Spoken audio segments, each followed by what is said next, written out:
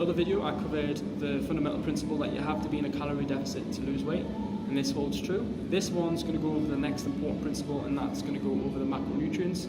So macronutrients all provide energy. So again, this is important to actually make sure that you can achieve the first principle. Protein, carbohydrates both provide 4 calories per gram. Very boring, I know. Fats provide 9 calories per gram, so it provides more energy per unit. Simple way to make sure that you're getting enough, or to ensure that maybe you are going to be in a calorie deficit without maybe tracking as much, but I would still recommend it because it's self-monitoring.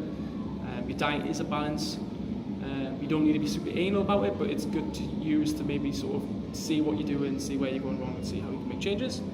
Basically, one of the first things I always recommend is that 80% of your diet should come from whole foods, single ingredient stuff, standard stuff like meat, vegetables, fruits, stuff like that.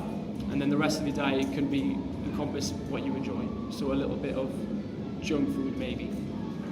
As long as you're tracking it fits into this caloric requirement that you need to take to lose weight, then you should be good. More importantly though, it's about ensuring that you can get in enough protein throughout the day. So a general recommendation to make is usually 1 gram per pound of body weight. Now people might be like, oh, how much is that? So obviously, depending on your size, it depends, but it might be 120 grams all the way up to 200 grams for a person. And again, it might vary depending on someone's body fat percentage. And the reason for that is simple. It's because protein is very satiating, which basically means that after a meal, it keeps you fuller for longer. It also increases the thermic effect of food, which basically means it kind of boosts your metabolism as it's harder for the body to digest and absorb protein.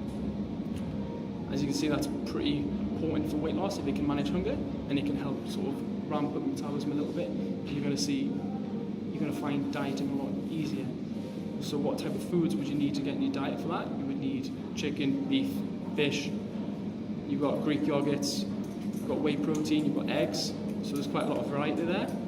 If it comes from an animal, usually quite high in protein.